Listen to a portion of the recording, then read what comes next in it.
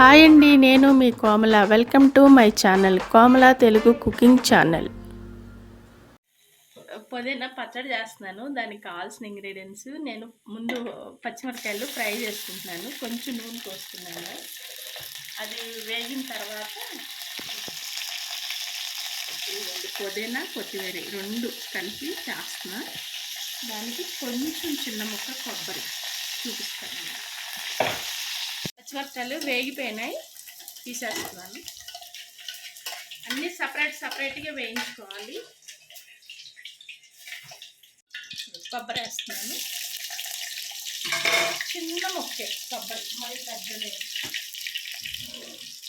కొబ్బరి కూడా వేగిపోయింది.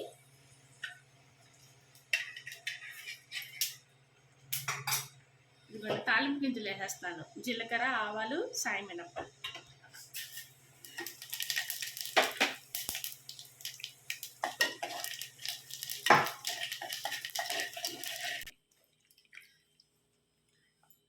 ఇదిగోండి పుదీనా వేసుకుంటున్నాను.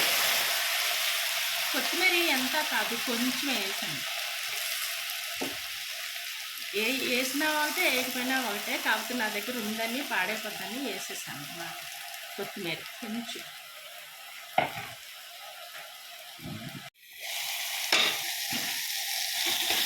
వేగిపోయింది, చక్కగా వేగింది. ఇంకా కొంచెం వేగాలి, లేకపోతే పచ్చివాసన అంతగా టేస్ట్ ఉండదు. బక్కరవ్వ వేగాలి. ఇంతే అండి, పుదీనా వేయించుకోవడం ఇంతే. ఇప్పుడు పచ్చడి చేసిన తర్వాత చూపిస్తాను. ఒక చిన్న టమాటా కూడా వేసాను, ఎందుకంటే టేస్ట్ చాలా బాగుంటుందండి. కొత్త పుదీనా పచ్చడి కంటే కొబ్బరి, టమాటా ఇవన్నీ వేస్తే చాలా టేస్ట్ వస్తుంది. ఒకసారి మీరు కూడా ఇలా ట్రై చేయండి. టమాటా వేగిపోయింది. ఇది ఆప్షనల్ అండి, కావాలంటే వేసుకోవచ్చు, లేకపోతే లేదు. కానీ పుదీనా పచ్చడిలో టమాటా, కొబ్బరి వేస్తే చాలా మంచి టేస్ట్ వస్తుంది, బాగుంటుంది కూడా. మిక్సీలో వేస్తున్నాను. ఇదిగోండి పచ్చిమిరపకాయలు, కొబ్బరి, తాలింపు గింజలు. ఫస్ట్ ఇది కొంచెం మిక్సీ చేసుకోవాలి, ఎందుకంటే కొబ్బరి నలగదు కదా, అందుకోసం. కల్లుప్పు వేస్తున్నాను, మీ టేస్ట్ తగ్గట్టు మీరు వేసుకోండి. నేనైతే 1/2 స్పూన్ వేస్తున్నాను.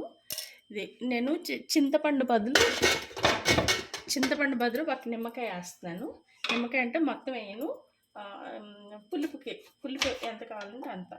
1/2 వేస్తున్నాను ఇప్పుడు. ఇదిగోండి 1/2 వేస్తున్నాను.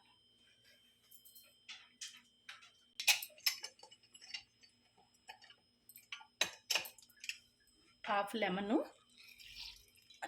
సరిపోతుంది. మళ్ళీ ఎక్కువ పులిపోయినా దాని టేస్ట్ బాగోదు. పెడదాం.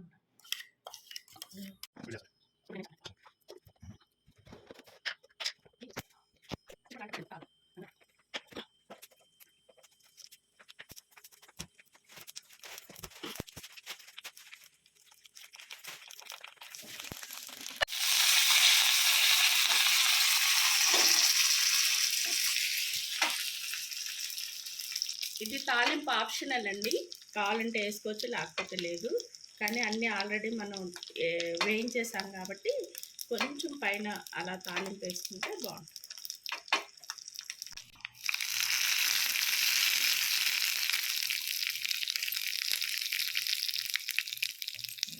ఇంతే అండి, పుదీనా, టమాటా, కొబ్బరి పచ్చడి రెడీ.